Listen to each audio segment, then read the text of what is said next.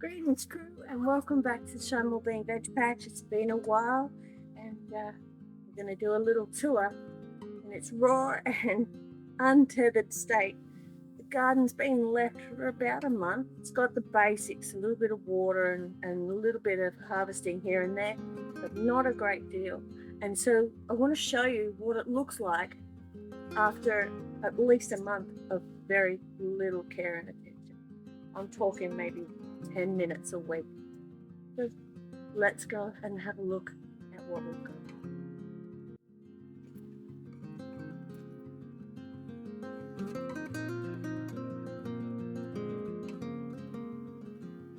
We'll begin the journey here in the entry arbor, and we have got some unruly chocos and passion fruits unfolding here. You'll notice we've had really hot, a very hot summer this year, and we've got a lot of dead and dying parts on the choco, which usually I would manage each week. But as I said, I haven't been in the patch for various reasons for about a month or more, and all this is going to need to be tended to. Passion fruit, we got a good harvest out of it this year, and I have to say it's done pretty well. The little bags really help to stop critters getting into the passion fruit. So that was definitely a win from this summer season. But again, you can see it really needs some attention. It needs to be tied up, pushed back so that you can walk through here easily.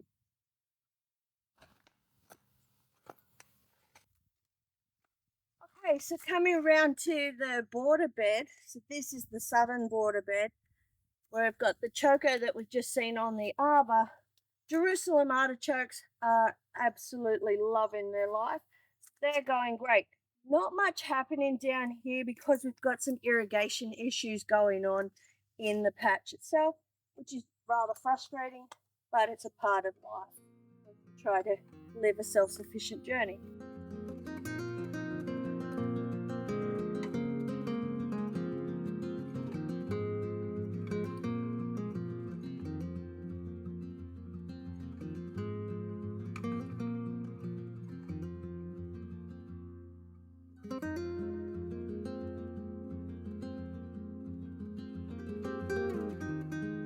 Jerusalem artichoke has had a bit of a tumble, so we'll need to straighten that up. But I thought while we're here, we might have a little look and see if there's any little artichokes coming up. I don't want to disturb it too much. Yeah, there we go. Beautiful. A nice little young Jerusalem artichoke coming along there.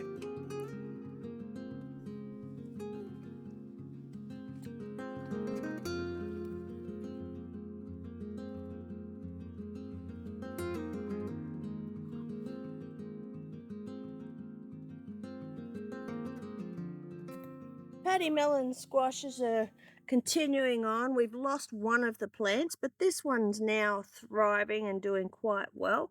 And it's got some lavender tucked in here, and it's all a little chaotic at present.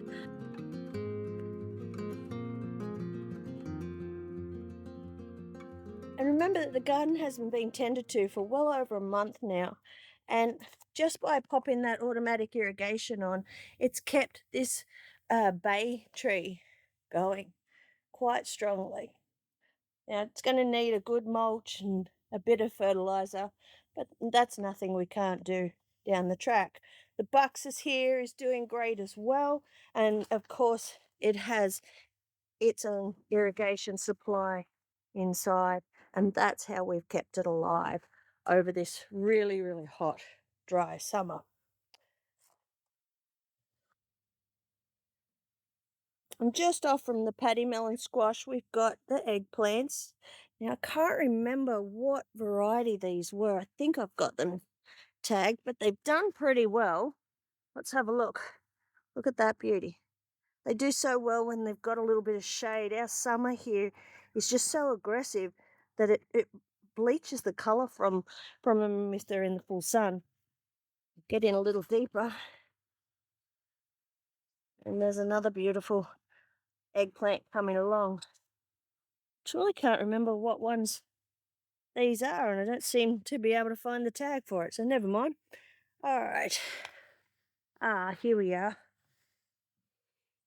If I pop over here, I think I have the tag on this one. Let's have a look.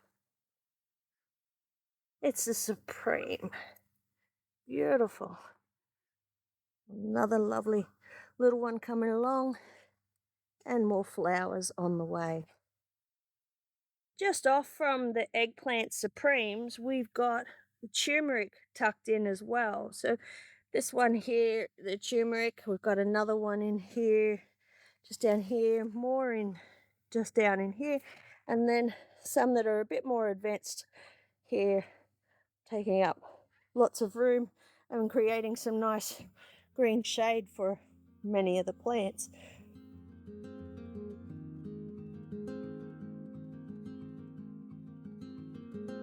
So the Buxus here as well has its own irrigation supply, and it seems to have done pretty well, but some of the irrigation's becoming a little unreliable, so we're going to have to do some testing before the autumn and make sure we don't have too many blockages and too many things that are causing the plants to not get the water they need.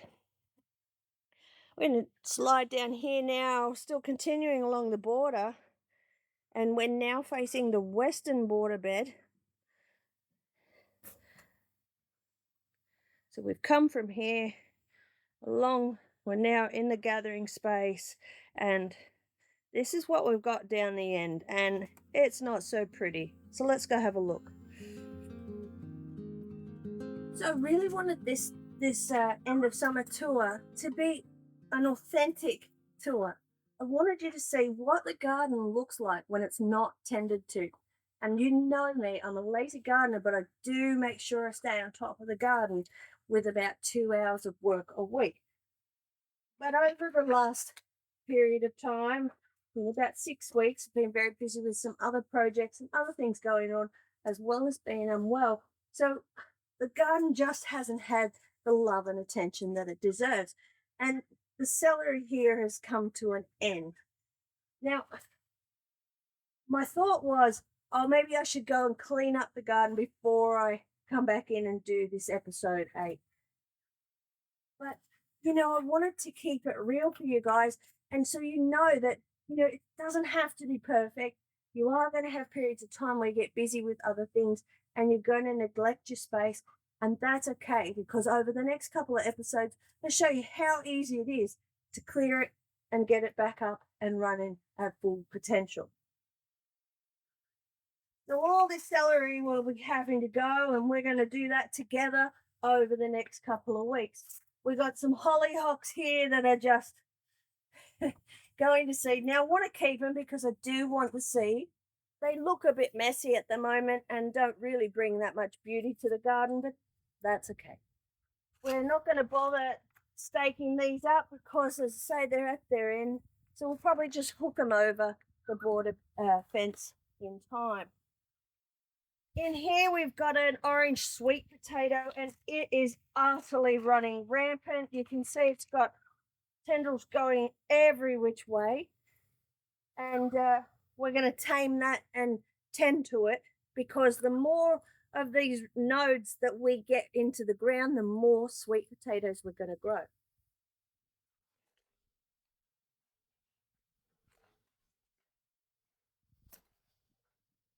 All right.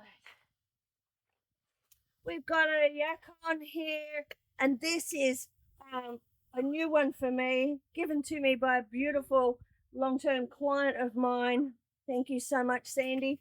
And it's kicking along, and it has survived our hot, dry summer and the neglect that I've given it over the last 6 weeks. Deeper into here, we've got the calendula, and it's still growing along, but not doing spectacularly. In the back, we've got some pumpkins coming through, and it's all just a bit of a wild shambles at the moment. that's the completion of the border beds. We've done the southern border bed and the western border bed. Now we're going to go up and have a look at Veg Temple number 1. We're going to work our way sequentially through the Veg Temples, have a look at what's done really well on its own, and have a look at what didn't cope so well, what's come to an end, and see what we can harvest while we're here.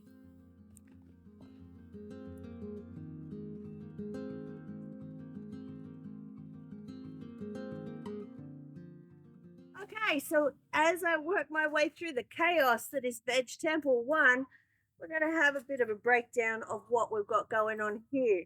We've got all the lemon basil come into flower now, so probably best to hack those off, and we'll harvest the nice lush leaves of that and make some pesto, and then from there you'll be able to use that down the track. The sweet basil has been harvested religiously because we've used it so much for a pad carpo.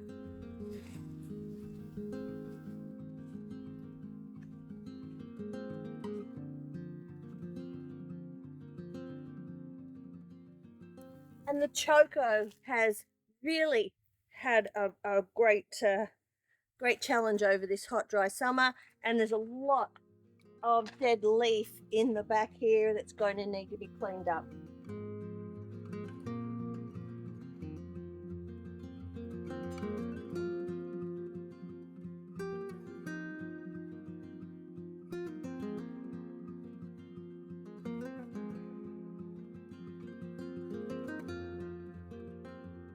More sweet basil here, still doing quite well, and that's because of the shaded nature of this bed.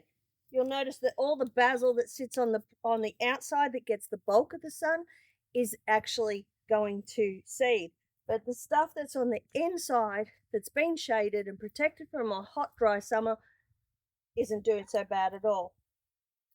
A few dahlias in here needing a bit of a deadhead, and we'll get to those shortly too.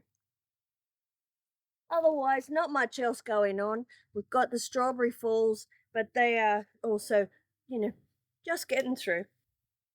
Veg Temple 2 is inundated with Cuc Melons. They seem to have loved the summer, and the hollyhocks are coming to an end. So we're going to be gathering the seed from these very soon.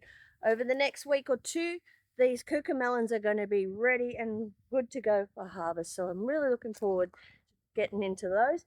And I know that the compost crew is going to absolutely adore them, as well as the chickens. So can't wait to share them around with our compost crew and chooks.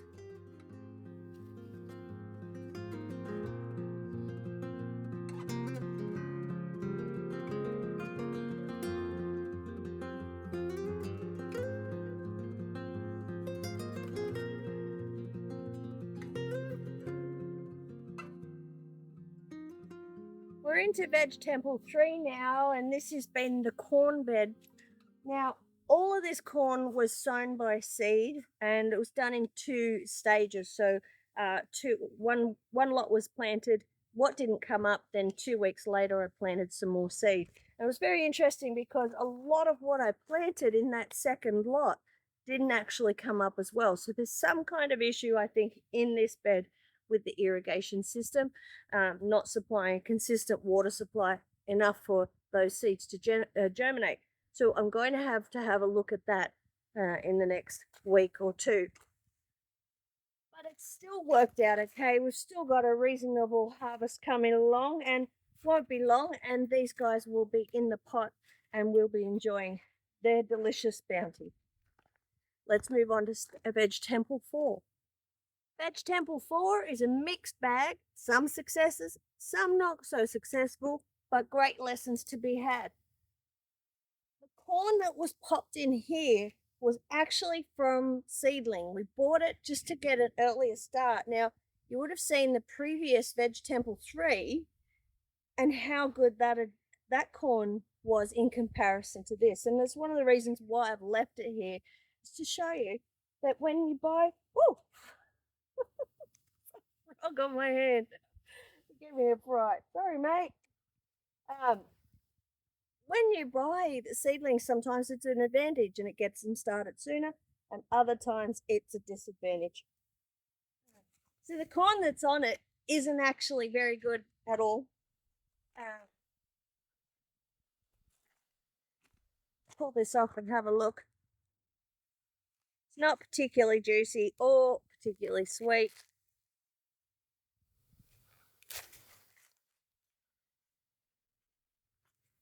Not a success. So learning from that, we won't be growing any seedling corn next season.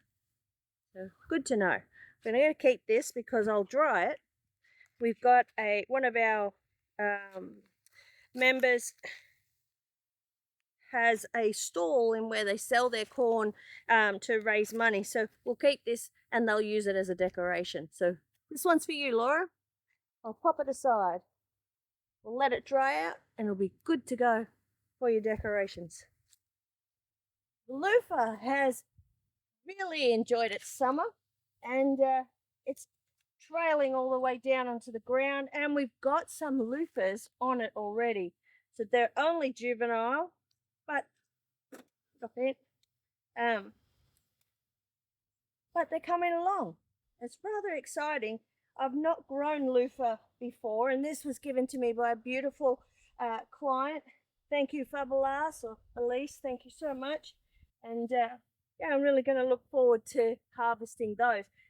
Once we get them harvested, I'll also be keeping them for some seed, which I'll give back to her. She hasn't had such a successful season this year with the loofah. So, you know, gardening is all about the community and the sharing. So I love most about it. So this plant is going to go back to her, keep her seed pool thriving, and we'll be able to harvest it for seed for us as well. Look how lovely it is. It's just done wonderfully well, and it's enjoyed this corner, so we'll definitely be giving it a chance here again next season. So many flowers, so we're really hoping that we're going to get quite a few off of that.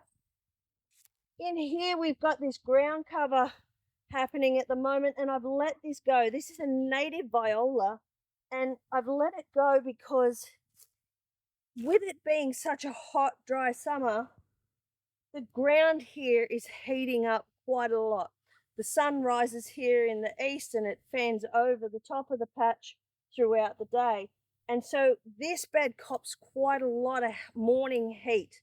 And so I'm not concerned about this. This is super easy to control. I'll pull it out and it'll come back again, but that's perfectly fine. If I stay on top of it, it'll disappear. But I wanted it to do its job to keep the root systems cool for the plants that are there, and it's not a big water user, so it's not really competing. It's got quite a shallow root system, so it's not really competing too strongly with the produce that's in here. Dahlias, the loofah. We did have some bok choy at one point, but they've all gone to seed and are done for now. And oh yeah, and a little bit of silver beet. Come on, we're going now back down and we're going to Veg Temple 5. Veg Temple number 5.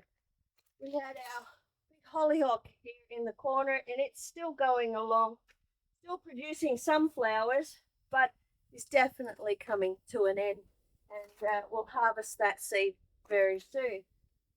These, what we'll do is we'll actually next episode, it will actually take some tape and tape all of our hollyhocks so we remember which ones were which, because I might not remember when it comes time to collect in the seed, and that way I know what colours and what variety they are. We've got some lovely ones in here and I just don't want to lose that seed pool. The beans have just gone from strength to strength. I mean, we cannot keep up with the harvest. There's so many beans on here. We've blanched them and frozen some of them, and they're doing really well. Lovely, fresh, and just delightful. Compost crew are loving them as well, and the chickens don't mind them at all. Petunias have survived the summer, and have come along quite well considering that they have had zero support. Usually I would deadhead the old spent flowers. That hasn't happened this season, but they've still held their own with this hot, dry summer. This whole bed is basically beans, but we did sow some cos lettuce in here earlier. I think maybe like episode 4 or so. They've all been harvested. They were a little tricky to keep happy in this spot. The beans really competed with them, so I won't be planting cos lettuce next to the beans. The beans are far too, hungry a feeder for the lettuce to cope. So that was a good lesson to have. Let's jump on over to Veg Temple 6.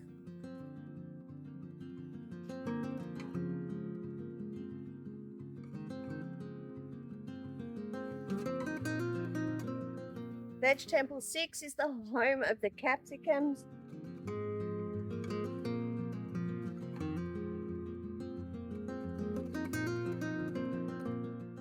The double pink hollyhock, which was the star of spring and early summer.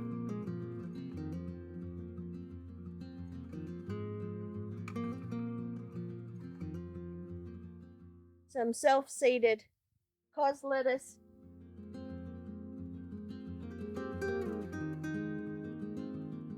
Some try-hard kale, which is really just battled quite strongly. Usually kale does pretty well here, but for whatever reason this season it just hasn't thrived like it normally would.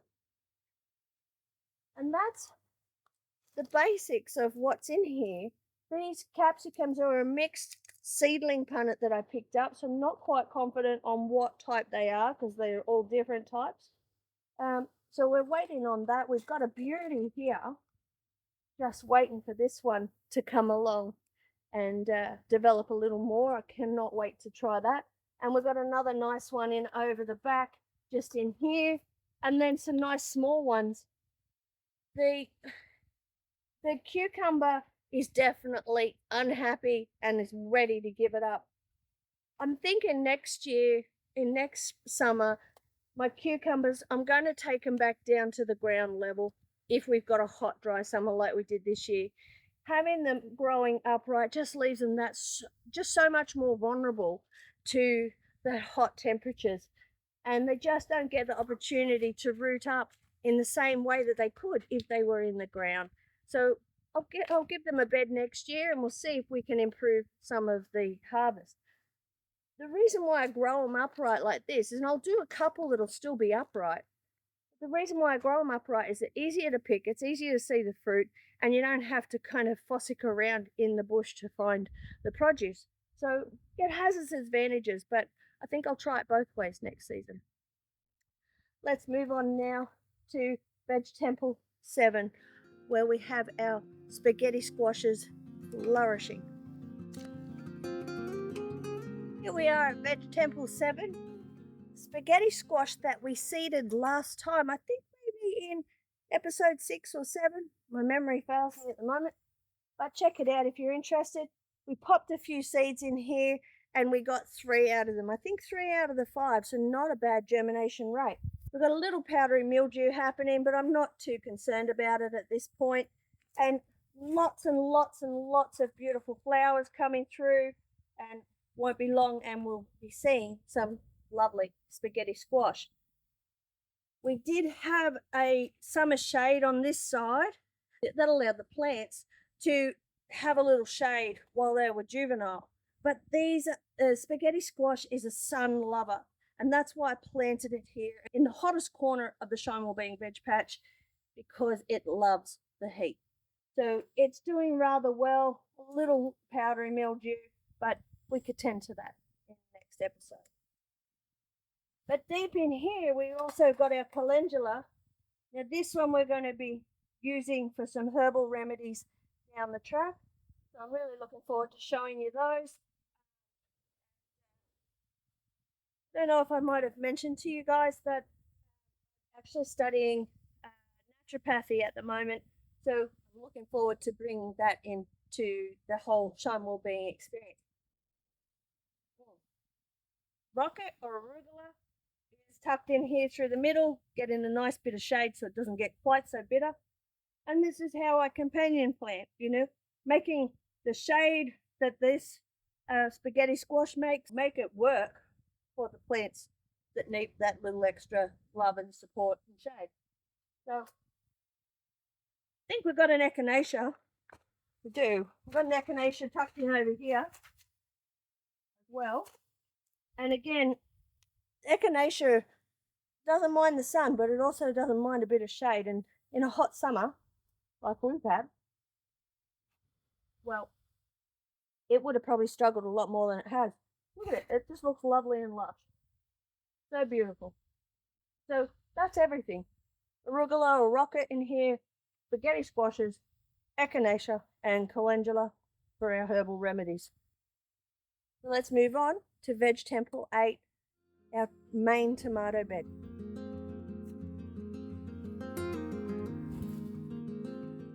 This is Veg Temple 8, and it's our main tomato bed.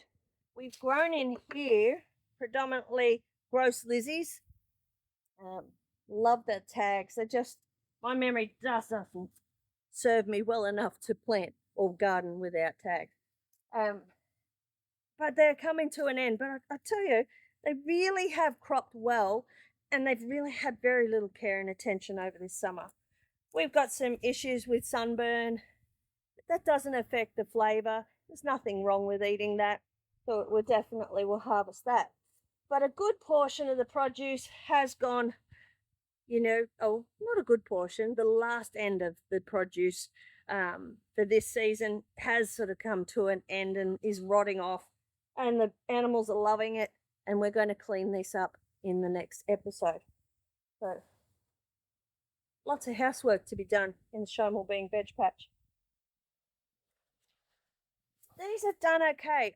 Next season, I think, don't know if I'll bother with them. It's too early to tell. It felt like it was a lot of work in staking and maintaining, and I feel like probably at least 50% of the crop went to bugs and birds. So not that that's a big problem. We do love to, grow enough for everybody, but it just was a bit labor intensive, clipping out the laterals all the time, trying to keep the water up to it. I think I'm happier with just the Romas. The Romas were far less work, and they just did so well considering they had half the attention that the gross lizzies had. This year we did a Black Russian tomato. Let's see if I can spin you across this way.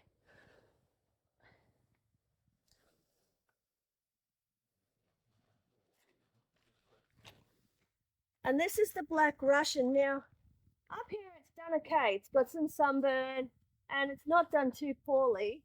But honestly, I'd never bother with it again. I don't love the flavour. It wasn't a great producer, and it was labor intensive. And I'm a lazy gardener. So for me, in this climate, the Black Russian is a no-go. Well, with that being said, we'll clear these all out over the next episode or two and start preparing for our autumn produce. And everyone's going to enjoy this, including the rescue hens. Let's move on to Veg Temple 9, where we grew our Roma tomatoes, and they were an amazing producer.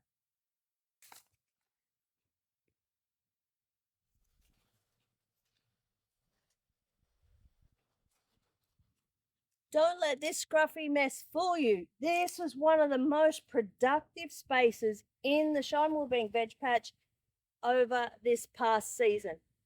The Roma tomatoes, my God, did these guys go to town in producing the most delightful, delicious tomatoes for sauces, passadas, pizza sauce, tomato sauce. We did chutneys.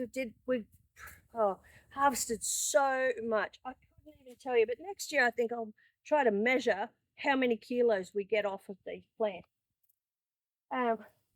next year we'll be planting a full bed of garlic and a full bed of basil, along with a full bed of Roma tomatoes, and that's going to serve us hopefully for the year for our tomato sauce needs and all of our passatas, pizza sauces, chutneys, and so forth.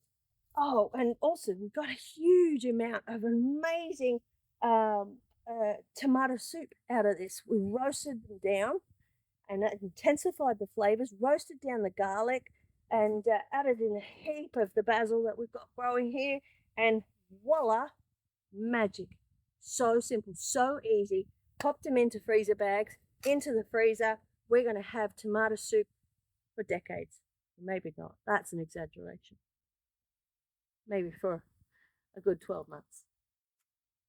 But, you know, it does look scruffy. And often when you guys see this, see the patch, I've come around and picked off all of these dead and dying bits, which really helps to keep the plants vital. But unfortunately, as I said, other things have gotten in the way and I've needed to prioritize my time elsewhere. And so I made a conscious decision to let things unfold how they have. And you know what? It's not the end of the world. It'll all be cleaned up in a couple of days, looking fresh and bright and new. And we'll keep these Romas going, see if we can get a few more of the green fruits to ripen up before the end of the season, because they do so well. And I tell you, we just don't get the problems with the fruit flies with these. You know, the gross lizzies, the black Russians, they definitely struggled a little more with pests and disease. Whereas these guys, hardy as, no fuss, just gets the job done and fills your tummy. Great work. Love your Roma tomatoes. Thank you so much. Let's move on. We're going to the Taj Veg Temple now. That's our last Veg Temple. And we've got a few things happening in there. So this woolly mammoth of a structure is the end of the Taj Veg Temple, and it is housing our choco vines. Now we've got 3 vines in here, and they've been planted here quite deliberately. This is a hot north-facing, hello Dovey, this is a hot north-facing area, so it gets sun from morning to afternoon. And so we've planted it here and deliberately allowed it to just spill over so that it will keep the soil temperature cooler on this northern side. Now, if we were growing in the winter or in a cooler environment, I wouldn't do that. I definitely wouldn't allow that amount of shade to come in. But for us here and in our hot summer that we've had this year, it's been one of the smartest decisions I've made.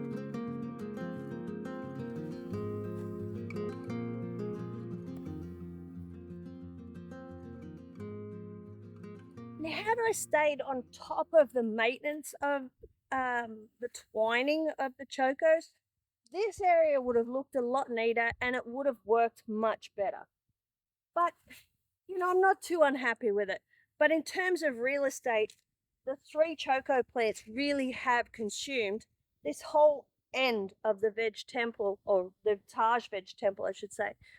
And that's not the end of the world, because we do have plenty of space and I'm not too concerned. But in the future, I'll definitely try to stay on top of it so I can grow some shade-loving produce in the center of this area so that the whole bed isn't just all about chocos. So we're now looking at the very middle section of the Taj Veg Temple. So the Taj Veg Temple is made up of 3 segments. So basically it's almost 3 of the traditional veg temples put together. And in here we've got the choco taking over again, and I'm not going to fight that now. It's too late in the season. I'll let it be. Here we've got a beautiful Jamaican chili, and oh, just lovely, really lovely produce coming off of this one, and it's such a good doer. We are going to have chilies for the whole year from all of the chilies that we've grown this year. We've got habanero, we've got ghost chilies, we've got an abundance of Thai chili, all the things that we love to eat, and we're growing them so we don't have to buy them. Magic. These are actually not too hot, the Jamaican chili. And these we actually use a little bit more like a capsicum. But, when we're cooking a curry, I really don't mind a little bit of heat. Let's slide up to the final stage of the Veg Temple where our eggplants have gotten sunburned.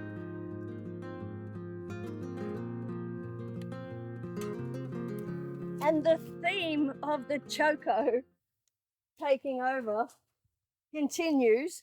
It's made its way all the way across to this climbing frame, which is not the end of the world. I'm going to leave it be. We've got some eggplants here. These are mini Lebanese eggplants, and you can see, as I was saying earlier, the other eggplants haven't gotten direct sun, so they haven't scorched or discolored like this. See how they've gone yellow? And that's a little unfortunate. But the ones that are in the back, see how they've still got that nice darkness to their color, which, I really do love. But these will be fine, no problems. I'll harvest these in the next day or two, and we're at the end of our heats now, so I think today will be one of the last hot days that we have. We've got 35 degrees, but we've been hitting 40, 42 degrees Celsius here, and it has been a rough summer that way. All right. Moving on, so that's the eggplants. They've produced really, really well. They'll be back next year. I'm really looking forward to growing them. And the minis are really good if you're just doing a single serve or you just got two people. You don't want too much eggplant, and because it oxidizes or discolors, it's such a great thing to have the smaller ones as well. So I love that. The asparagus has just gone from strength to strength. It's loving its life in this bed, and we're really struggling just to keep up with its growth. But lovely asparagus. We did harvest 2 spears this season. Now this is the first season it's been in, so you're really supposed to wait 2 years. I couldn't. Okay, I tried. Trust me, I tried, but I couldn't. So hubby and I, my favorite human, we harvested 2 spears for ourselves, a very special meal, and my gosh, I've never tasted a more buttery, delicate, delightful flavor in my life. Highly recommend growing your own asparagus. So I'm not going to eat any more this season. I'm going to let them do their thing, and then we might see if we've got enough to spare to put some on the plate for next season. The cucumbers that we're trailing up this road have since moved on in their life, and you can see we've got another one here, and they did great until we got consecutive 40-degree days, and it just completely annihilated them. Couldn't keep up. So hence why I've decided I'll grow some on the ground and some vertically next season. So all this needs to come out. That'll be a job for us to do over the next week or two in episode 9 and 10, which I'm really looking forward to producing for you, because it's going to be a busy time of cleaning and clearing, and I hope you'll join me. You can have a cup of tea and I'll do the work. How's that sound? That wraps up our eclectic tour of chaos after the patch has been left to fend for itself for the last 6 weeks or so. I hope you've enjoyed it, and we're going to spend the next 2 episodes or so cleaning it up, harvesting and collecting our seeds, organizing and preparing for the fall or autumn garden. Really looking forward to seeing you then. Thank you so much to all of those of you who sent me messages while I was unwell. It really did mean so very much, and it's the reason why I'm back here doing it all again for 2024. I really appreciate your comments. I really appreciate you watching. I wish you the most beautiful day. Shine on.